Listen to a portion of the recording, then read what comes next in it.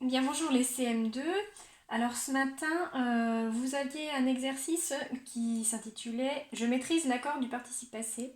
Donc c'était sur le manuel page 155, l'activité pour commencer. Dans le titre, déjà, j'espère que vous vous êtes souvenu de ce qu'était le participe passé. Pour comprendre ce qu'on va faire ici, je veux juste faire un petit rappel avant. Donc le participe passé, à l'intérieur, vous avez entendu le mot passé, ça vous a peut-être rappelé que ça, on le rencontrait dans un temps que l'on a vu qui s'appelle le passé composé. Effectivement, le passé composé, qu'on a revu récemment, il est composé, vous vous souvenez, de deux mots. Le premier mot, on l'appelle l'auxiliaire, et le deuxième, eh bien, on l'appelle le participe passé. Vous vous souvenez aussi du coup que dans le passé composé, il pouvait y avoir deux sortes d'auxiliaires. Le premier mot, donc qui est l'auxiliaire, ça peut être soit avoir, soit être. Par exemple,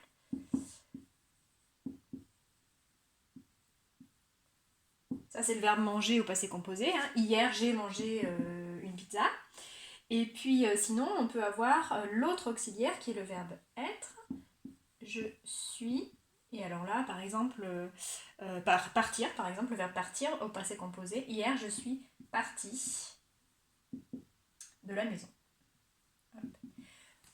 Ce qui n'est pas vrai, puisqu'en confinement, on reste bien sûr chez soi. Mais toutefois, on avait remarqué depuis un petit moment qu'au passé composé, avec l'auxiliaire avoir, c'était très simple parce qu'à la fin, c'était toujours et pour les verbes en ER ou alors d'autres terminaisons, mais en tout cas, il n'y avait pas d'accord. Si c'est elle a mangé, il n'y aura pas de E. Et je suis partie, là par contre, puisque je parle de moi, auxiliaire être, on accorde avec le sujet. Donc ça, c'est toujours valable. Avec l'auxiliaire être, le participe passé s'accorde avec le sujet. Avec l'auxiliaire avoir, le participe passé ne s'accorde pas avec le sujet. Ça, on l'a déjà appris. Toutefois, il y a une petite règle particulière sur l'auxiliaire avoir que l'on va découvrir aujourd'hui. Ce participe passé, en effet, eh bien parfois, il va s'accorder. Mais alors on va voir, il ne s'accorde pas avec le sujet, il s'accorde avec autre chose. L'exercice qui vous était proposé vous invitait à compléter des petits trous. Il y avait des petits mots-outils sur le côté.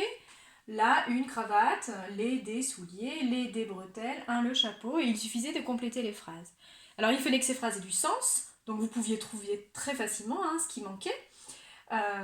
Et ce qui était intéressant, c'était de s'aider de la deuxième phrase surtout, parce que la première, elle était identique à chaque fois. Bozo a acheté, quelque chose. Bozo a acheté quelque chose, Bozo a acheté. Ce qui pouvait nous aider à compléter, c'est que ce qu'on cherchait dans la première phrase était repris dans la deuxième phrase. Donc s'il y en a qui étaient bloqués déjà pour faire l'exercice, et bien voilà, là vous avez peut-être compris l'essentiel, c'est que ici on va parler de la même chose. Donc si Bozo a acheté un gâteau, dans la deuxième phrase on va parler du gâteau qu'il a acheté. D'accord? Bon, pour savoir aussi ce qu'il a acheté, puisque la construction de la deuxième phrase est quand même toujours la même, la chose qu'il a acheté, la chose qu'il a acheté, la chose qu'il a acheté, la chose qu'il a acheté, il faut s'aider de la fin de la deuxième phrase. Ici, Bozo a acheté quelque chose et cette chose qu'il a acheté sont trop grands pour lui. Là, on comprend que du coup, c'est quelque chose de pluriel parce que ils sont trop grands pour lui. Et on voit l'adjectif grand avec un S et qui est donc au masculin pluriel. Il n'y a pas de féminin. Donc c'est quelque chose au pluriel masculin. Je cherche dans ma boîte à mots. On parle forcément du coup des souliers. Donc Bozo a acheté des souliers. Et là, on reprend. Alors par contre, on ne dit pas Bozo a acheté des souliers qu'il a achetés sont trop grands pour lui. On va changer le déterminant. Maintenant qu'on a expliqué de quoi on parlait, on va utiliser l'article défini. Les souliers qu'il a achetés sont trop grands pour lui. Et donc il fallait continuer ainsi sur la suite de l'exercice. Donc si vous aviez eu des soucis pour commencer, vous pouvez vous arrêter là dans la vidéo et puis faire votre exercice. Moi je continue pour la correction.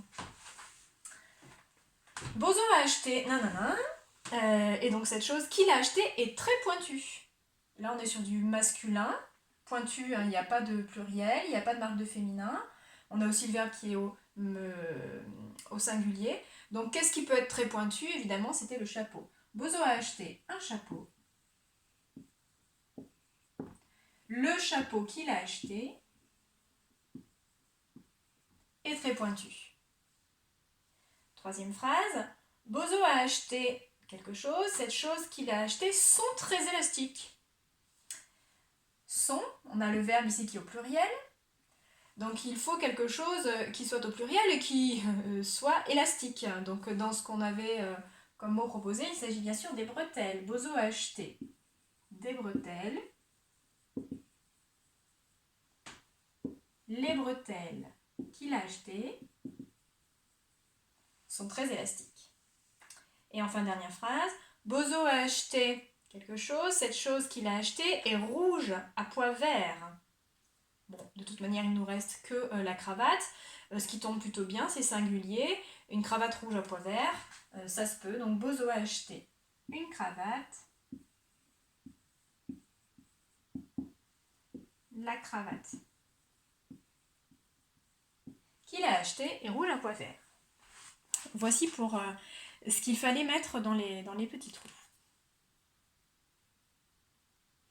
Alors là, ce que je vous invite à remarquer, je vais un petit peu plus loin que ce qui était dans l'exercice, on vous demande de remarquer qu'à chaque fois dans la première phrase, le verbe acheter au passé composé s'écrit toujours de la même manière. On a dit tout à l'heure, on l'a rappelé, au passé composé, le participe passé, quand il y a l'auxiliaire avoir, ne s'accorde pas avec le sujet. Ici c'est Bozo, j'aurais très bien pu dire j'ai acheté, ou alors nous avons acheté des souliers, ça n'aurait pas du tout changé l'orthographe du verbe acheter. Nous avons acheté.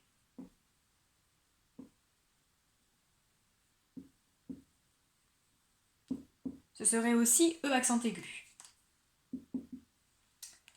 Donc c'est ce que l'on vous fait remarquer. À chaque fois, Bozo, il a acheté des choses. C'est le deuxième point en fait de l'exercice. Demande-toi pour chaque phrase ce qui a été acheté, puis relis-le au participe passé, comme dans l'exemple. Donc qu'est-ce qu'il a acheté dans la première phrase? Il a acheté des souliers, il a acheté un chapeau, des bretelles, une cravate. Voici ce qu'il a acheté. Là où je vais un petit peu plus loin, c'est que je voudrais qu'on regarde ce qui change dans la deuxième phrase. Ici, le a acheté s'écrit E accent aigu. J'ai dit tout à l'heure, peu importe le sujet. Mais regardez ce qui se passe dans la deuxième phrase. A acheté, ES. Le chapeau qu'il a acheté, et. Les bretelles qu'il a achetées, EES. La cravate qu'il a achetée, EE. C'est bizarre parce que c'est quand même Bozo qui achète tout le temps ces articles-là. Et le mot acheter, lui, change. Ça veut donc dire, et là vous allez peut-être le comprendre, que le participe passé ne s'accorde pas avec le sujet, puisque c'est toujours Bozo, mais qu'il s'accorde avec autre chose. Et là vous allez certainement le comprendre. Qu'est-ce qui est masculin pluriel dans les souliers qu'il a achetés sont trop grands pour lui? Eh bien ce sont les souliers. Le chapeau qu'il a acheté est, c'est-à-dire masculin singulier, parce que qu'est-ce qu'il a acheté? Il a acheté un chapeau. Les bretelles qu'il a achetées sont très élastiques. Pourquoi acheter EES, c'est-à-dire féminin pluriel? Parce que qu'est-ce qu'il a acheté? Des bretelles. Et enfin, dernière phrase, la cravate qu'il a achetée est rouge à pois vert. Pourquoi E accent aigu E, c'est-à-dire féminin singulier? Qu'est-ce qu'il a acheté? Une cravate. Alors ici se dégage la règle que vous retrouverez dans la leçon que vous aurez à apprendre pour demain. C'est que lorsqu'il y a dans une phrase le passé composé avec l'auxiliaire avoir, il y a deux cas de figure. Soit ce que l'on a acheté, c'est-à-dire le complément du verbe en fait. Ici on a acheté quoi? Des souliers, on a acheté un chapeau, des bretelles. Des souliers, c'est bien le complément du verbe acheter. Chaque fois que ce qui précise ce qui a été acheté, ce qui complète le verbe, si ce qui complète le verbe est après, alors on n'accorde pas. Si par contre, et c'est le cas à chaque fois dans les deuxièmes phrases, ce que l'on a acheté est placé avant dans la phrase, alors le participe passé va s'accorder avec ce complément. D'accord? C'est ici par exemple les souliers qu'il a achetés singulier pluriel parce que les souliers, c'est masculin pluriel parce que les souliers sont masculin pluriel. Et cette histoire de flèche, vous la retrouverez dans la leçon. En gros, Si à chaque fois la flèche part vers la droite, ça veut dire qu'on ne sait pas encore ce qui a été acheté. Ça veut dire que vous ne pouvez pas compléter la terminaison de acheter. Vous n'écrivez rien. Vous n'écrivez pas du masculin, vous n'écrivez pas du pluriel. On écrit toujours et. D'accord? Parce qu'on ne sait pas encore ce qu'il a acheté. Si par contre c'est écrit avant dans la phrase, alors vous savez ce qui a été acheté.